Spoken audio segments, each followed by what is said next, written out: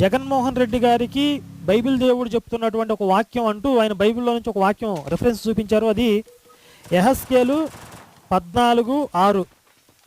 యెహెజ్కేలు 14:6వ వచనం చదివి ఇది జగన్మోహన్ రెడ్డి గారికి బైబిల్ దేవుడు చెప్తున్నటువంటి ఒక వాక్యం అని చెప్పి ఒకసారి నేను కూడా వాక్యం చదువుతాను వినండి.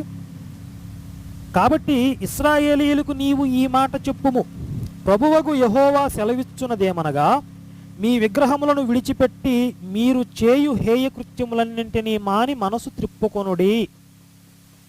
ఇది వాక్యం అక్కడ మొదటి లైన్లో చాలా క్లియర్గా ఉంది. కాబట్టి ఇశ్రాయేలీయులకు నీవు ఈ మాట చెప్పుము అని ఉంది. కానీ ఈ పాస్టర్ గారు ఏమంటున్నాడు, జగన్మోహన్ రెడ్డికి ఈ మాట చెప్పుము అని అంటున్నాడు. ఇది పాత నిబంధన, చాలా స్పష్టంగా ఉంది ఇశ్రాయేలీయులకు చెప్పమని. కానీ ఈ పాస్టర్ గారు ఏంటంటే మరి జగన్మోహన్ రెడ్డికి చెప్పమని అంటున్నాడు ఏంటి?